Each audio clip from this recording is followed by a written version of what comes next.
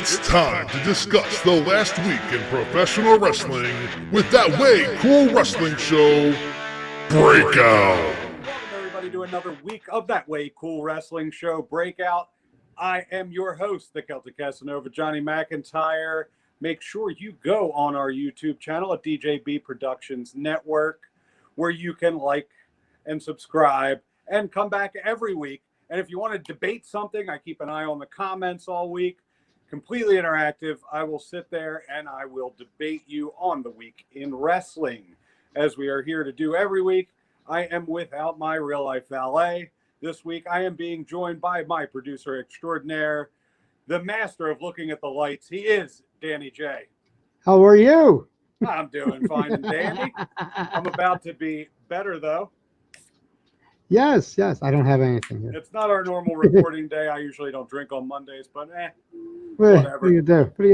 Yeah, let's talk about it. What do you do? I appreciate you filling in this week. It's always a pleasure talking to you. It's always a lovely thing. Let's start off with the dirt sheets. Yes. So I'm sure you keep apprised as much as I do to them. Did you see what happened yesterday? Some crazed fan tried to break into Sonya Deville's house and kidnap her. Like stalked her. Was there knife as well. Was there for hours.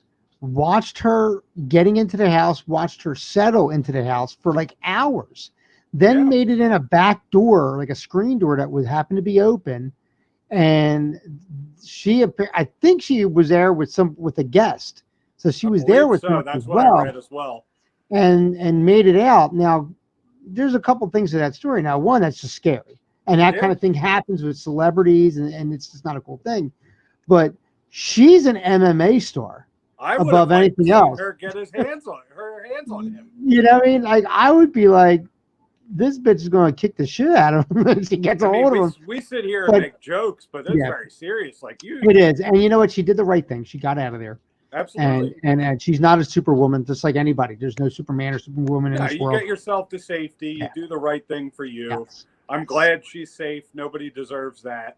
Right. Exactly. It just kind of reminds me a couple years ago when somebody tried to break into Daniel Bryan's house, and the cops came, and Bryan had him like locked down on the sidewalk in some sort of like chokehold till the cops came and had him release it. Well, what it reminded me of, and I'm a little older, is back in the day, it was the show My Sister Sam. The actress on that thing, she had a admirer, and he stalked her much in the same fashion, and he killed her. Yeah, it's just in her house. It was like a very. And this reminded me. That's the first thing I thought of when I read that story, and I was like, wow. And once again, it's a good thing that she and her guests, whoever that was safe and able to get out and good, which is good. It's a shame she's not a baby face. They could have turned it into a storyline. And they would have, because they need it right now. They need it. They need all the help they can get. Completely. So speaking of our favorite company up north, today I can't even say it without laughing. They introduced the Thunder Dome. And that Thunder Dome is coming beginning Friday night with SmackDown on Fox into SummerSlam and TakeOver this weekend as well. We have the WWE Thunder Dome. And my God, as much as they love to sue, I am hoping they get sued here and they're not allowed to use that name just to besmirch the good name of Thunderdome. And you know who owns the name Thunderdome? Warner Broadcasting. Yeah, because that's from the Mel Gibson Mad Max movie. Exactly. And you know who owns, and Warner Brothers owns TNT, which shows AEW. So I'm kind of hoping we get a little tit for tat just for the fun of it. You know, it was kind of funny, and you're bringing that up, and it makes a little bit of sense with this here. They have since taken it down, but back in the day, the right to censor, which we remember that was Ivory and Test and a bunch of other people, they had the right to censor.com. Yes, and now it goes to AEW. And it went to AEW. Now, if you try it now, I think it doesn't go there anymore. I think that got taken down. It's pretty funny, though. Once it got broke. But yeah, it was funny as anything that you went to right to censor.com with a WWE image, and it went right to AEW.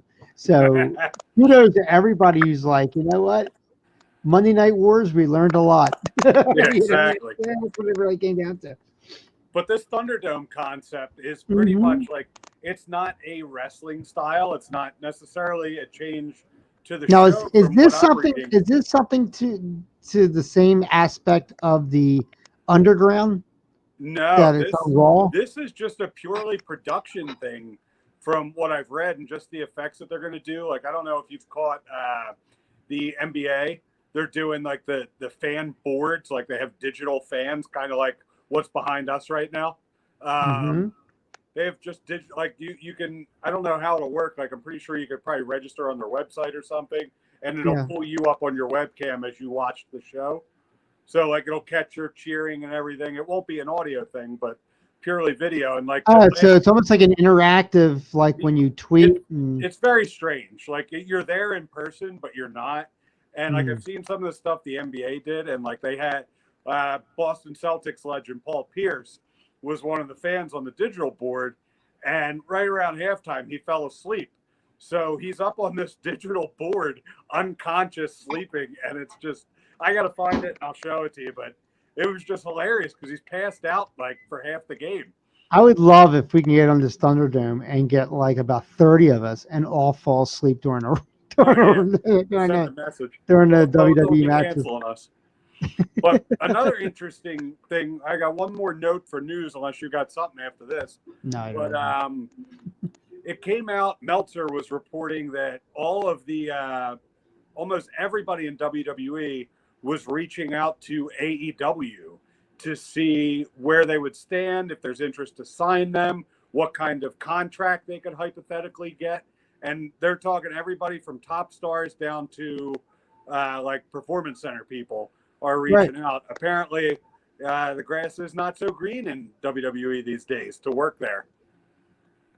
Well, you know, there's only so much of the bullshit that you can take, and you sit there and say, all right, I'll put up with it because it's WWE.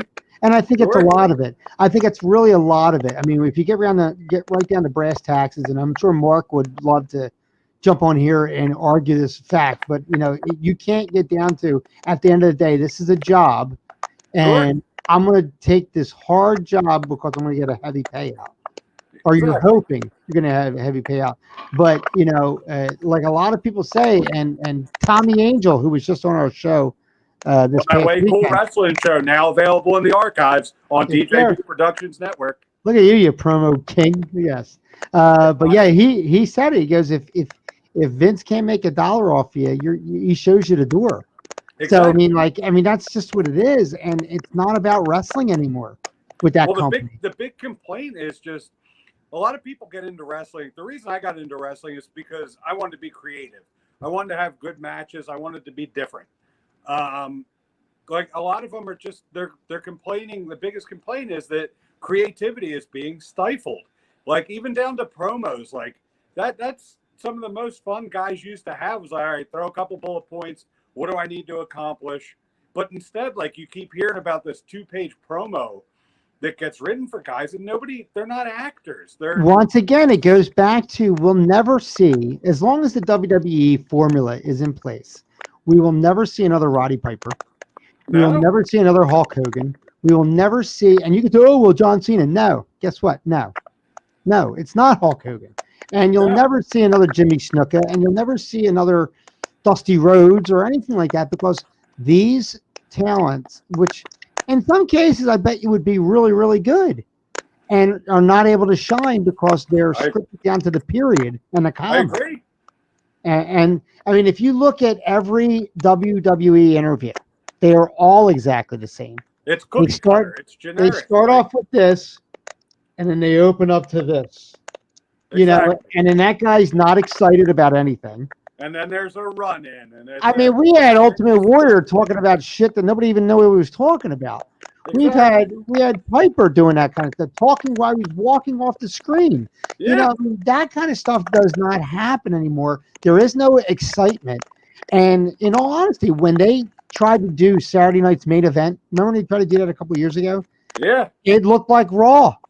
It did. It looked like Raw. Everything looks the same. Exactly the same. And what hurts my soul with WWE is I'm a huge, or I was a huge NXT fan, and like for years I couldn't understand how this sub company falls under the same umbrella as WWE.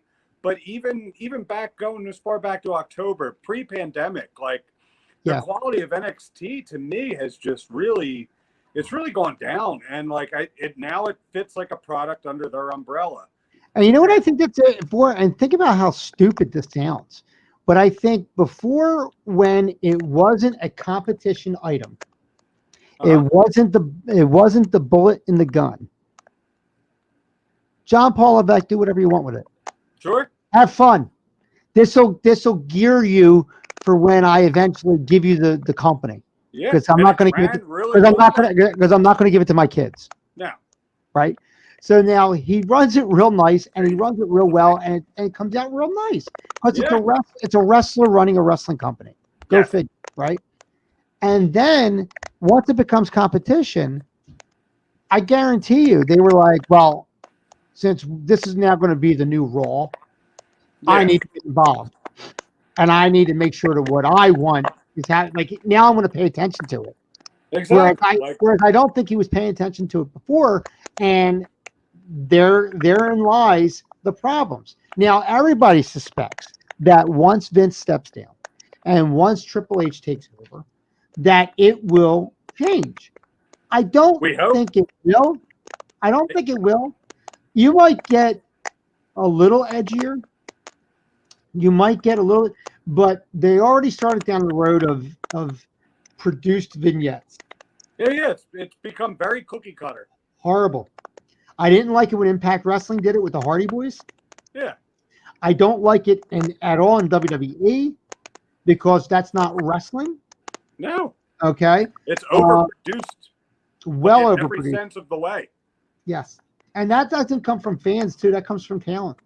Arn Anderson has said they are so overproduced it hurts the product. It is. Even like I have such a hard time watching a WWE match just because you get dizzy watching the quick camera cuts. Like the hard cam doesn't stay on anything.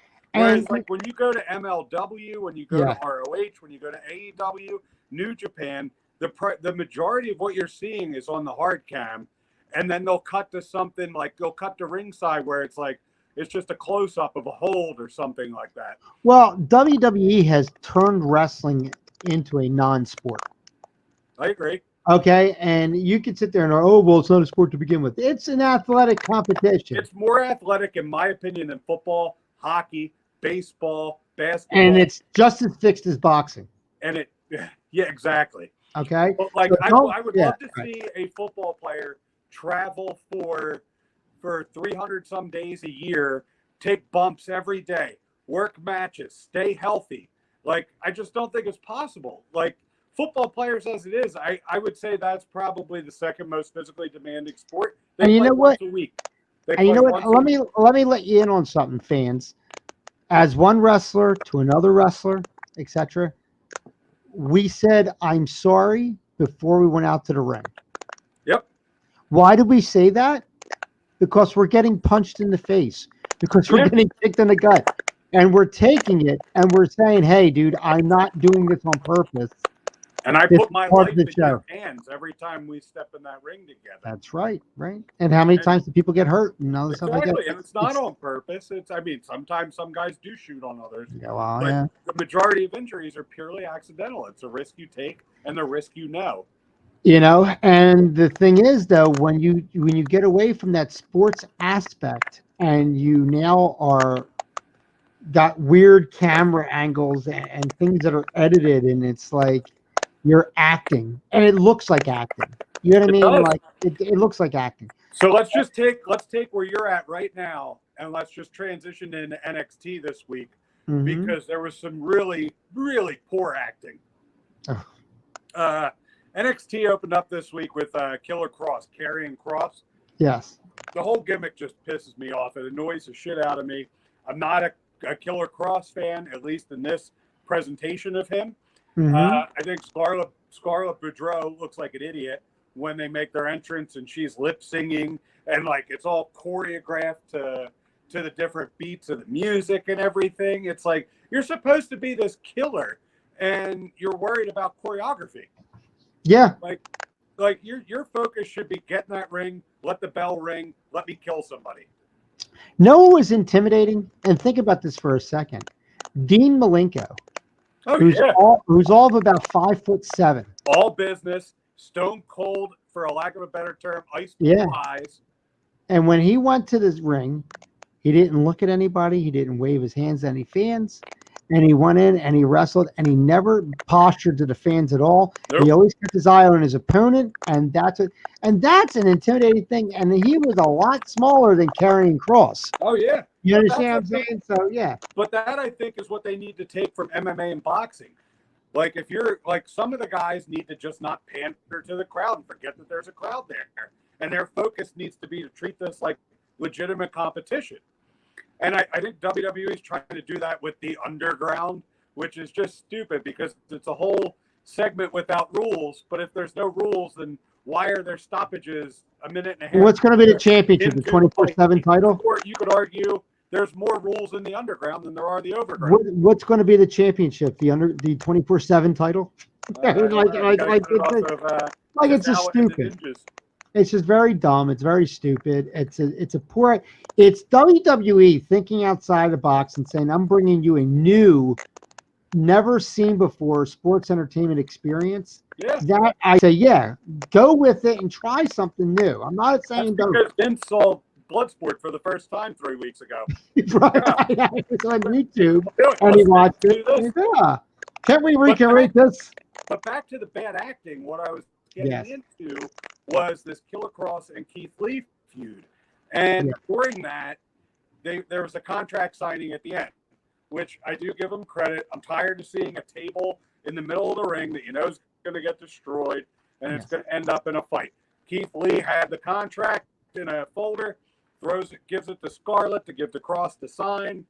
And just even the weird manipulation of his hand, the way he was signing the autograph, his autograph for the contract. He was like, he wasn't even looking. He was just making swirls with the pen like a 5-year-old when you give him a pencil. You know, it's funny when you talk about an autograph signing.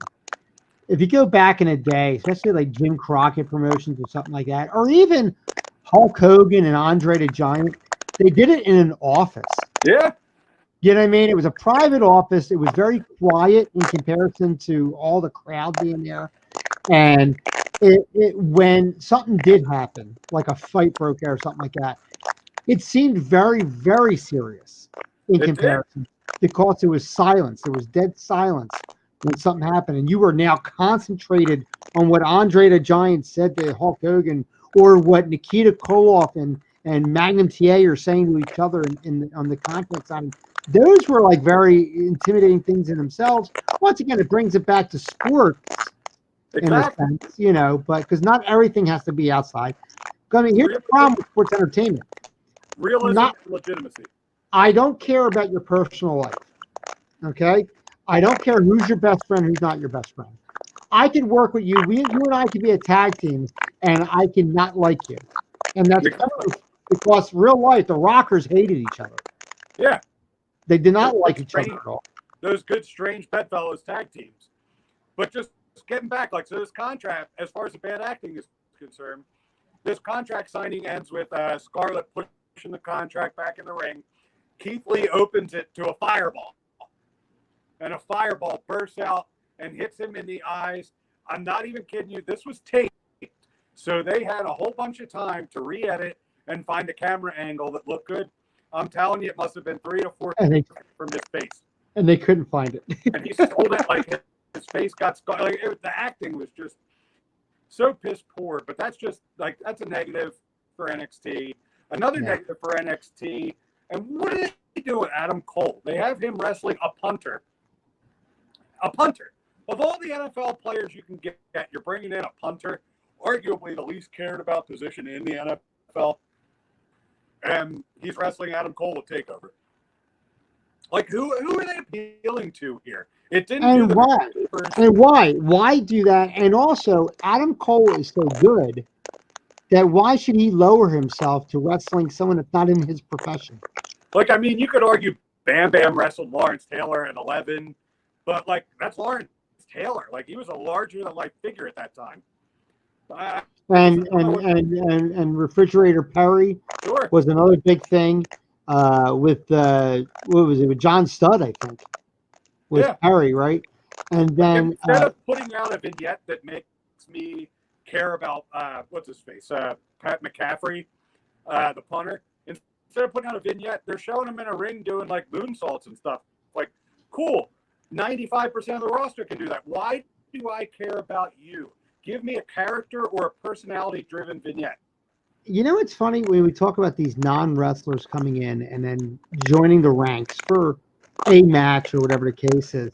I think the only time for me it ever really worked, and it's only one time, was when Karl Malone teamed with DDP. Oh, God, yeah.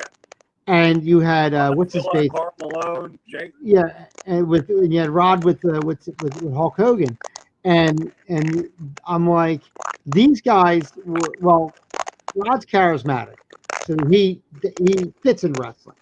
Sure. Okay, Karl Malone was a built son of a bitch. He was enormous. He was bigger than half the locker room. And he looked good in tights. And he respected the thing enough to wear tights. Exactly. You know what I mean? Like, in other words, he didn't go there in street clothes. He didn't go there like disrespecting it. Like, you know why? I watch in MLW, they got King Mo. Okay. And dude is money on the stick. Yes. But not in the ring. No. I don't think so at all. And he's a great candidate for a manager for somebody who can't talk. Right. Because I think he was very sloppy in the ring. When he does his moves, I guess he does his moves much like an MMA star would. Sure. You know what I mean? But there's no finesse to anything he does. No, it's not like Matt Riddle, who had a wonderful transition from MMA to wrestling, or Kurt Angle, who went from professional wrestling to for some guys, not for him, but from the larger than life personality perspective of it, sure, I'm rooting for King Mo to find a role. But I think he has to be a vocal. But I think, like you said, I think he needs to be. I mean, before the pandemic happened, they had him join. What's his face? Tom Lawler, and that Team Filthy, which was all MMA stars and stuff like that, which is a very neat concept. It's a very cool concept. But they need to work. I mean, all this time now that they've been off, I hope these guys are working with these other guys and getting them fine-tuned. Up to par. Yeah, because they have to. They really, really have to, because a lot of guys left MLW. Brian Pillman Jr. went to AEW. Which I think is a great signing for him. I think so. And I think he's not as good as his father. But he can be good on his own. He needs time. He's green. He looks green. He's green, but he's got good charisma. The tools are there, I think. Yeah, he's a diamond in the rough.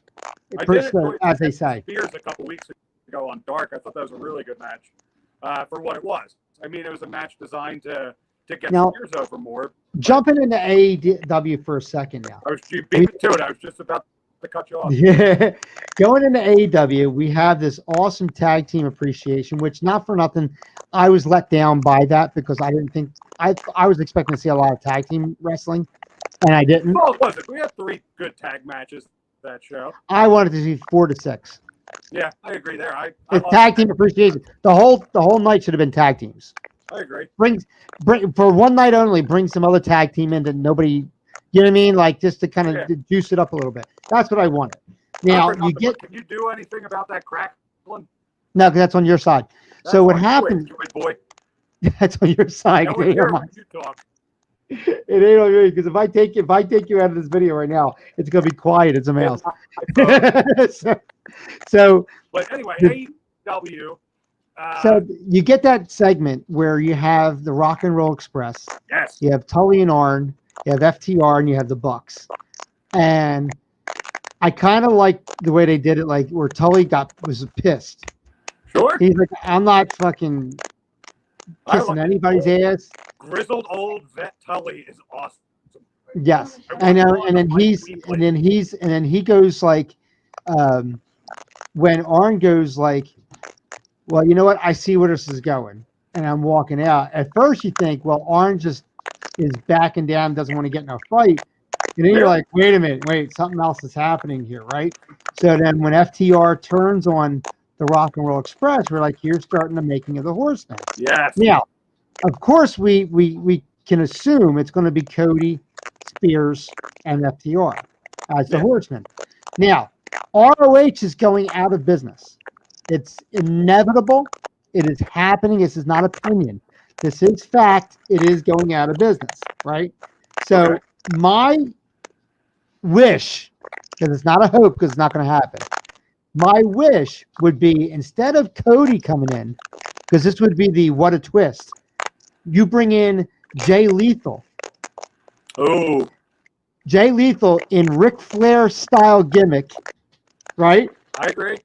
To come in, like maybe Cody is going to be a part of this, and wait a minute, wait, from the back, and you hear what sounds like Ric Flair, Sure. but it's Jay Lethal coming out, and Jay Lethal. The tease, here you go, real quick, fantasy booking. The tease is you bring him in for one of Cody's open challenges. Lethal beats him for the belt, and it brings out Arn, who's already there. It brings out Tully. Like, things start to get heated after the match where Cody doesn't want to hand over the belt, and it looks like right then and there it's going to turn. But then Lethal beats down Cody and goes with Arn and Tully. Yeah. Now, that's a hot segment, and Lethal wins. Because not for nothing, look how that leads into. You got to remember, Cody's a Rhodes. Exactly. Okay? What did Tully say? What is this? What is this? When he's talking about the Rhodes Nightmare emblem, what is this? What is this? Yeah. What better turnaround and say, things are not going to be different. We're keeping up tradition as always, and the Rhodes family's got to go. You know what I mean? And then once again, now this turns right back into a baby face again. Yep. Maybe just like Arn turned on Dustin back in the day, just like they all turned on Dusty back in the day. They were repeating history in a good way. I think this would be great. I would love to see Jay Lethal back in the spotlight again, because he's too good of a talent to not be. He's too good not to be on our TV every week. He really is. He really honestly is. And not for anything, AEW has some guys that are less talented than him on TV. I agree. Which it's fine. There's a place for them to cut their teeth and grow and get better. One thing I am happy about with AEW is they are taking the dive and taking the chance into putting one of their younger talents, MJF, into the limelight and a main event title feud with Moxley. And I'm invested. Well, I'm already invested. Here's the deal with this. I think MJF is so well beyond his years. There is no on that side. There is nothing negative you could say about MJF. No, you can't. He's good in ring. He's great on now, the microphone. On the other side of it, right? On the other side of it, though, there is no competition for Moxley. Moxley himself is over and done, and nobody really cares about him anymore. Okay, he had a little insurgence when he left WWE. He went to New Japan, became the U.S. champ over there. Blah blah blah. Sure. But then right back to what it was before. It's like, dude, you're not Stone Cold Steve Austin. You're not Roddy Piper. Okay. You're not. So I don't want to see this from him. Stuff MJF's been saying on the microphone. Yes. For the last few weeks, and I think it's time. I think they got to take the leap of faith and put that belt on MJF going forward. Because that would be something. In the chase. Yes. And I don't know who you build up the chase at this point, but MJF's got to be the champion at the babyface. Well, you know what you do? You make Hangman Adam Page and Kenny Omega drop the titles to somebody. That's got to happen sooner than later. It's got to happen, and then you make Adam Page go after him. Because I don't want to see Kenny Omega yet. Who's next in line for the tag titles? Do you put them on the Bucks? FTR? Well, the Bucks, they've been pushing that because Adam Page does not like the Bucks. Yeah. And even though they were together, he does not like the Bucks. That's kind of like this subplot that's like happening and you don't remember it, but then it happens. You're like, oh. Okay. I also don't think the Bucks versus FTR needs the titles. No. So it would be a good chance for maybe a Santana and Ortiz to swoop in, take the belts, and put them on like more of a mid-card team, because we want Omega and we want Page to get back to the main event guys that they are and putting the belts on Separate Santana it. Ortiz and then getting some great matches out of them with the depth chart on the. Yeah, I mean, as a single wrestler, Kenny Omega would go great going for that TNT title. I think Adam Page is another one that would look great with the world title. Yeah. I think he's as young as Now, he see, is in his career. I would flip and put Kenny in to maybe even Kenny's the guy that chases MJF, and because of Wardlow, we can never get that W.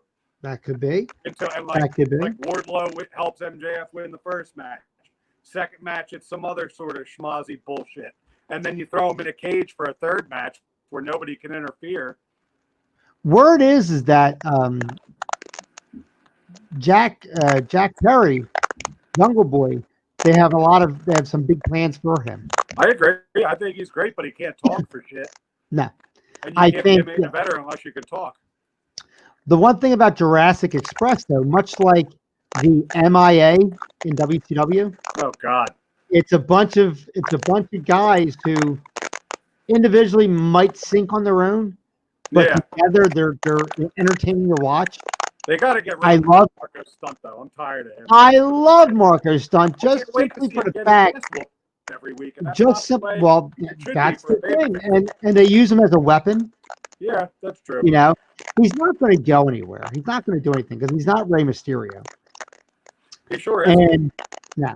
And you know, much like, for example, an Andre the Giant, you couldn't do anything with him either.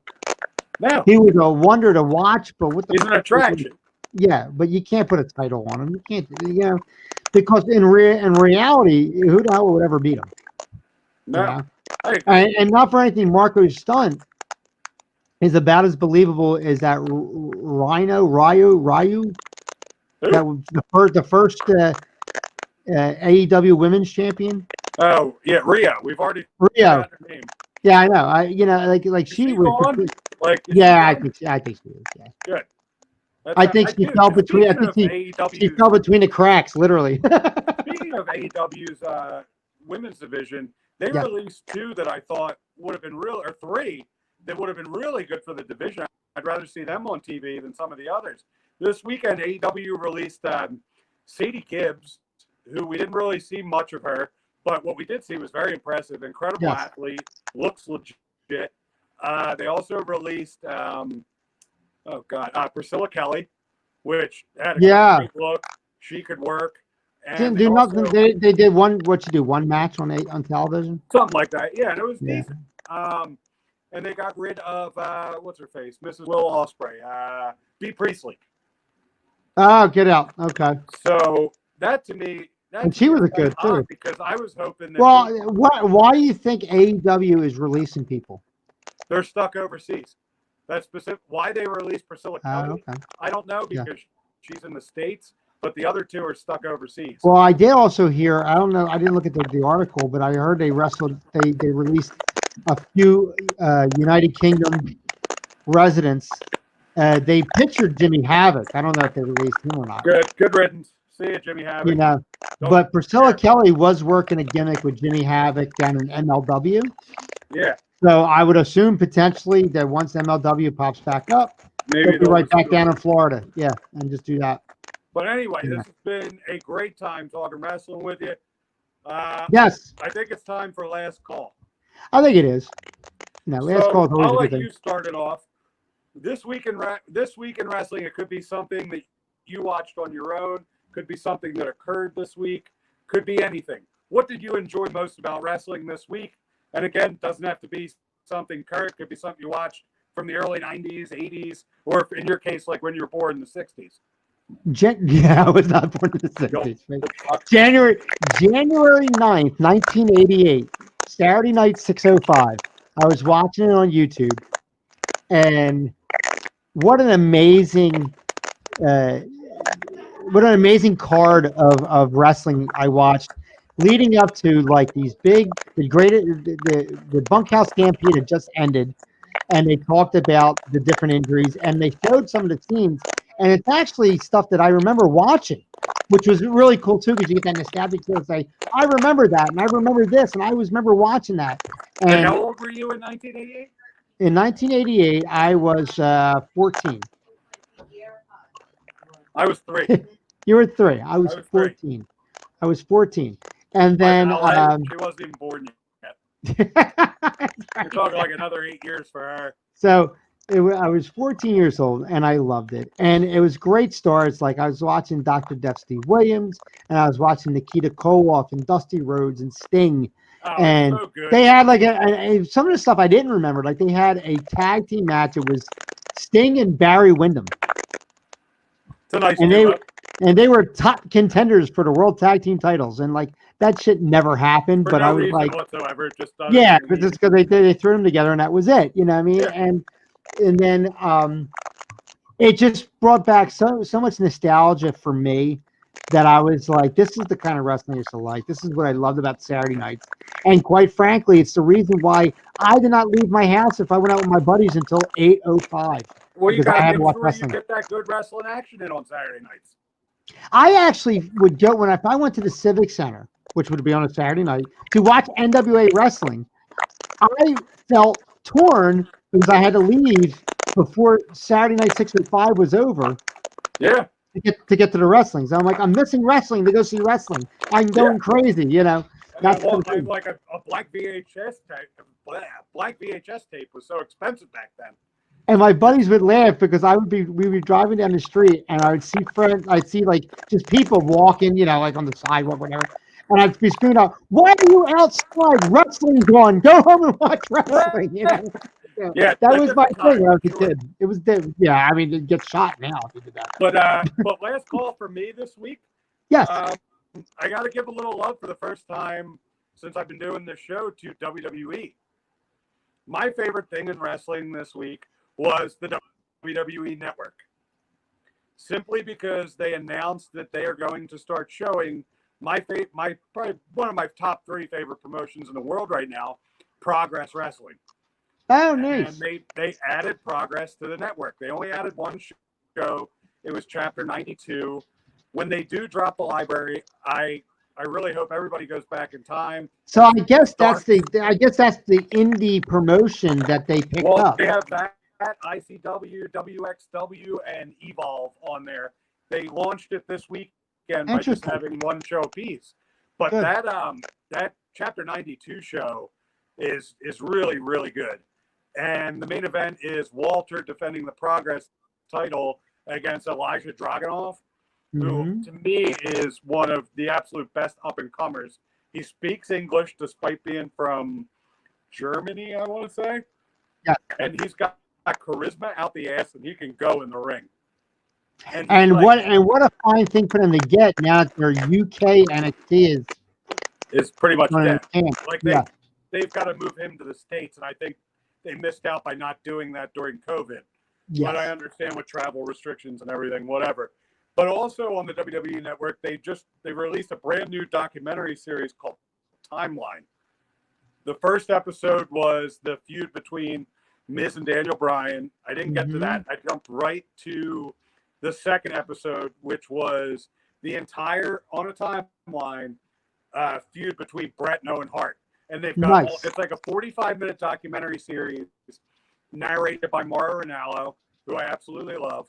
And they go through like how the feud started and how the feud finished. So like they've got all the pros from like Action Zone, when that used to be a show, Mania, Superstars, like any promos like that were important to this feud, they've got leading up to it, all tied into one 45-minute documentary.